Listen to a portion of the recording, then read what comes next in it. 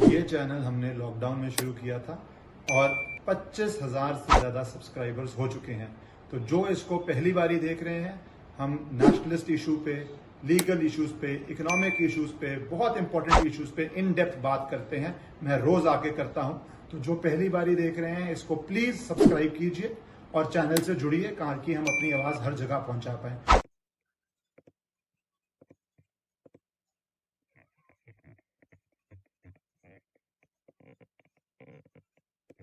Yes. So today there was a terrific order by the Honorable Supreme Court Yes. telling the government to file an affidavit Yes. and take a firm stand on Ram Setu. Yes. But before we come to what your prayer was today, Yes. I would like to tell a bit of history, you to tell a bit of history on Ram Setu, Yeah. because a lot of people have been bombarding me with tweets that what is the entire dispute Yeah. and how did it start? Yeah. Because it's an old thing and a lot of youngsters don't know about it. Yeah, yeah. So Dr. Swami, how did you get, what was the dispute initially and how did you get involved in it? Well, you see, in 2004, the UPA and the DMK, that is, was formed with Congress and DMK alliance, which came to power, and they began publicizing the Setu Samudram ship channel project, which essentially, in a nutshell, was that instead of ships which come from Europe and Africa and Middle East, when they come to near Kanyakumari, then to go to Chennai, they have to go around Sri Lanka, Yes. because the waters between Sri Lanka and India there was a obstruction in the sense that Ram Setu, where Ram built this temple with the monkeys and Hanuman Sena, that was in the way. Okay. So they decided they will build a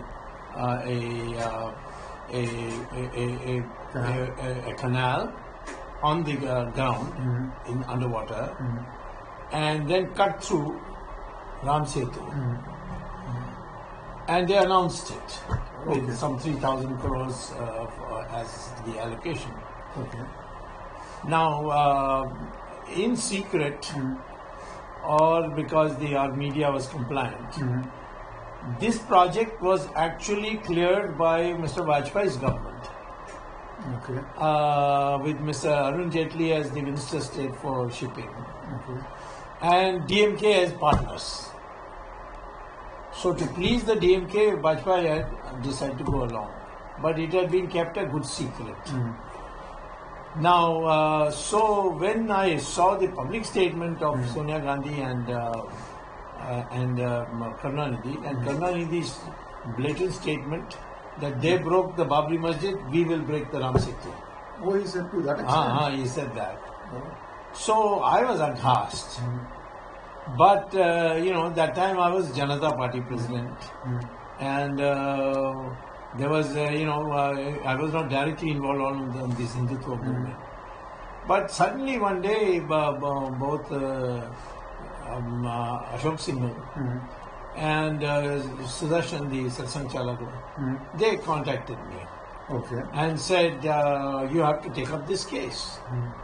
Now, I pointed out to them that you have come to me at a very late stage because already the Shankaracharyas and the RSS chief and all these people together, a big number of petitioners had filed a petition in the Supreme Court saying that this will hurt our religious feelings, and the Supreme Court has dismissed it. Okay. And they went in appeal. That also was dismissed with a warning that then they would now start imposing punitive fines. They came again on They this. came at later than a last minute to you. They came. Absolute last minute. So now when the matter was closed, they came to me. I said, you have come to me, after you have exhausted your Legal remedy. legal remedy. Now, how can I go back to the Supreme Court? They will laugh at me and probably fine me also. So they said, Ashok Singhal became emotional. He said, in 1 week's time, they are using RDX to blow up the Ram Setu. the UPA government. And he said, I can't bear this. And I will have to commit suicide, he said. मुझे तो आत्महत्या करना चाहिए, in Hindi he said like this. And Sudarshan, who had a strong liking for me, he told me that तुम्हारी बुद्धि बहुत है, तुम कहीं ना कहीं कुछ रास्ता ढूंढ के इसमें घुस जाओ और रोक दो. But in 6 days, how do you expect me to do it? So he said, नहीं, रामचंद्र जी आपको मदद करेगा. Now, one last thing I said, you got such top lawyers, at least so-called top lawyers like Jaitley, why don't you? I was shocked to hear from Sudarshan that Jaitley was the one who signed the file. He was Minister of State for Shipping. So, wo kahan aayega? So, then I said, okay, let me meditate for tonight. He's away. So, in the night, I said, I got my way. When I woke up in the morning, suddenly it was there. And if I got 2 more minutes, I will... No, sir, please. And so, that was, I will not argue that this is my religious problem. I will argue this is costing 3,000 crores. Because you want the ship to go fast from Kanyakumari to Chennai without having to go around Sri Lanka. I'm saying you put a container port in Kanyakumari or in Tuticorin and a container port in Chennai and put a railway line. And as the ships come, they offload the containers, and then the railway line, which is just next to the dock, will take it. And I say that is 600 crores, with all the cost would be. That is what my guesswork was.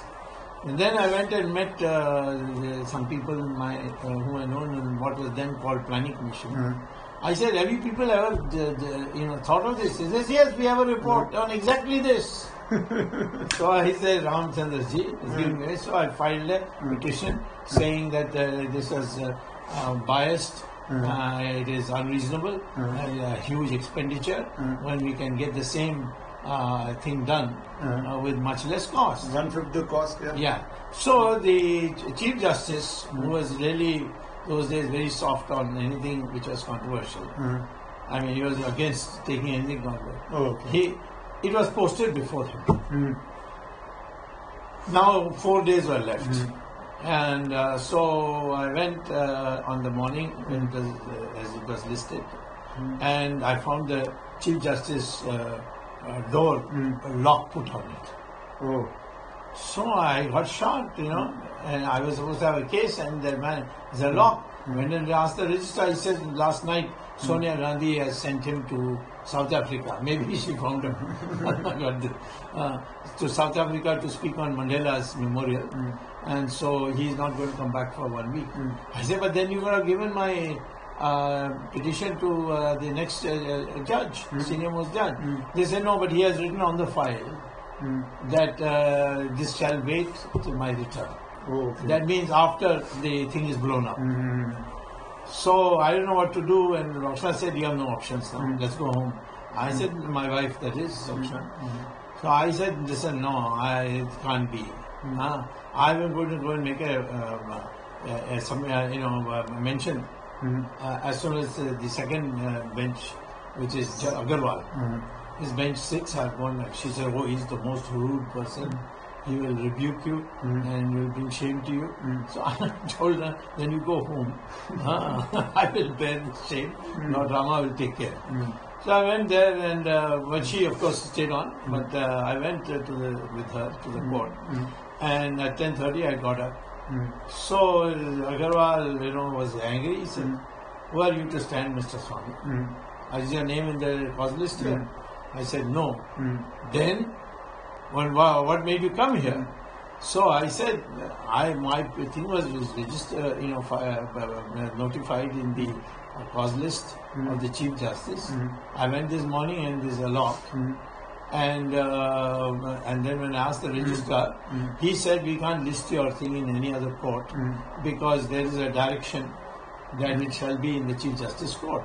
So that means today there is no Chief Justice. So it obviously provoked the pride of, or the self-respect of the judge. He said, "What? I am the Chief Justice today, and I am here Chief Justice for 1 week. If what you are saying is true, I will give you a hearing. But if it is false, then there will be terrible consequences." So I said, "Your Lordship, I'm in your hands." So he immediately asked the registrar, "Bring the file." And he went through the file and he saw. He said, Then, by then, the Additional Solicitor General, Mr. Subramanian, he came running and he said, "Mr. Subramaniam, do you know anything?" He said, "No, I don't know anything, I've just come." Then the judge asked me, "What do you have to say?" I said, "Within 1 week, within 4 days, they are going to blow up with RDX, the Ram Setu, and my petition will become infructuous." So he said, "How do you know this?" So I said, "I've been a cabinet minister. I'm not going to tell the court a lie which can be found out. You can always ask the government council whether this is true or not. And if they say that it is not true, then I will produce you photostat copies of the file and name the persons who have signed it." So he then asked the ASG, "What do you have to say?" He said, "Your Lordship, I have just come running here. I have no idea. Please give me some time so that I can find out." So he said 2 p.m. Come back. Now they went, what I learned later is that Mr. Subramaniam went there and he had a meeting and they all said, "If we now go back and say that we have no intention of blowing it up, then Swami will produce these letters," which by the way I didn't have. And so if we say, "Yes, we are planning," then he will give a stay. So what do we do? So it was decided that he will fudge the answer. So when he came back, he said, "Mr. Subramaniam, what have you found?" He said, "Your Lordship, we have taken the totality of circumstances, our respect for Lord Rama, our culture, but we are also constrained by the need for economic development. So we take a balanced view on this." So this man leaned into it and said, "Mr. Subramaniam, are you going to blow it up or not?" So again he started the same thing. Roundabout. Yeah, so he got angry. He said, "Okay, take the one." That's how got still. And Mr. Ashok Singhal was in tears. He brought in at least 2,000 garlands. Everybody cheered and so on. And then the question of argumentation started. And my argument, they could not contradict, that there's a cheaper way of doing it. And so the court was about to pass an order. Then Nariman, who appeared for government, said, "I have just received a letter from Manmohan Singh saying that he accepts that the Ram Setu should not be ruptured because out of respect for our ancient, people's faith. So we will now examine whether there is an alternative route. So please don't pass any orders and keep it in." But this was after the infamous affidavit of Ram is a that's right. The next week, they tried to vacate my stay by producing an affidavit saying that it is all obscurantism, this thing. And then Ashokji asked me, "What shall we do?" I said, "Well, you have to demonstrate." And the whole India was in sea of people on road, Rasta Roko. So the government got scared. And they came back and said, "We withdraw that affidavit and we will respect." So the court then gave me a permanent stay. That is how Sir Ram Setu got saved at the last minute, and now. And then last minute, I had then another petition also that not only Ram Setu should be saved, but it should be given a national heritage status so that no future government. Which is what is now pending before the Honorable Supreme Court. Yes, and that the government of the other government was concentrating only on whether the Ram Setu project should be scrapped or not. But they did not come to a conclusion. Our government came. Even our government was Mr. Jaitley, because of the fact that he had signed the file and is always very worried that this might come out. So he just wanted to postpone it. But I must thank Nitin Gadkari. He went to the PM and he said, now I am the shipping minister and I intend to make a statement in the parliament on this. And so on. So Modi said, okay, 2 weeks later. And 2 weeks later he announced that now government has decided. Then I forced the government to file an affidavit. And that affidavit also filed. And so that matter is over. Now my remaining petition, transfer petition number 27, it was transferred because original file in Madras High Court, they issued for national. They issued notice and threatened to stay the matter. So the government got it transferred to Supreme Court. So this is how we went, and then our government then said we won't touch Ram Setu. So now this national heritage, that also for people listening should know, benefits because it takes it out of the purview of any future government trying to overrule, leave alone the historical significance that it deserves it. That's right. And also, that's a very valid point, that's the main point, but also that maintenance. Improvement, tourism, religious tourism. And I got a letter from Rajapaksa, I was the president, my friend. Yes. And he wrote a letter that he's now renovating where Sita was put in prison. Ashok Vatika, Ravan's palace, Sanjeevani mountain, which Hanuman brought from. So he said we can have, so I said ultimately Ram Mandir, Ram Setu and Ashok Vatika. This will be the new religious tourist circuit. Attraction, yes. So that is what it is, and once it is declared this, then Ram Setu we can even walk to Sri Lanka. That was kind of... Hopefully, sir, the government will file an affidavit supporting what you have said. I'm not able to understand what's the delay for the government. There was 2 months ago, the minister, Mr. Prahlad Patel, Minister of Culture, he called a meeting, called all the officers, everybody agreed. And all the conditions laid down in the Ancient Monuments and Archaeological Sites and Remains Act of 1958. As amended later on a bit here and there. She gives 5 reasons, 5 conditions on which you will declare something as a National Heritage Monument. All of them are satisfied by. One of the things is it should be at least 100 years old. Ram Setu is now at least 7,000 years old according to geologists.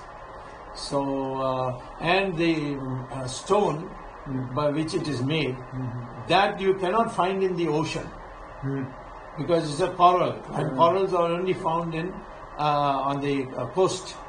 So somebody has brought it there and put it. So the scientists of the Geological Survey of India, of the Government of India, have said that these stones which are there in the Ram Setu have been brought from somewhere, from the coast.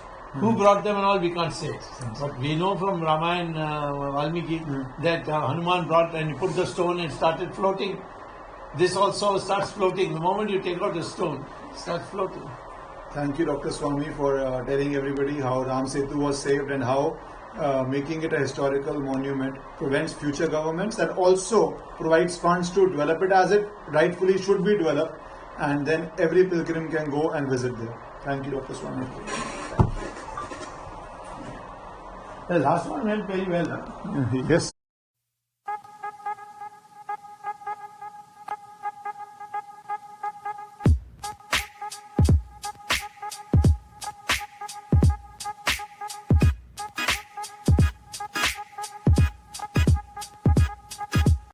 ये channel हमने lockdown में शुरू किया था और 25,000 से ज़्यादा subscribers हो चुके हैं। तो जो इसको पहली बारी देख रहे हैं, हम नेशनलिस्ट इशू पे, लीगल इश्यूज पे, इकोनॉमिक इश्यूज पे, बहुत इंपॉर्टेंट इश्यूज पे इन डेप्थ बात करते हैं। मैं रोज आके करता हूं। तो जो पहली बारी देख रहे हैं, इसको प्लीज सब्सक्राइब कीजिए और चैनल से जुड़िए ताकि हम अपनी आवाज हर जगह पहुंचा पाएं।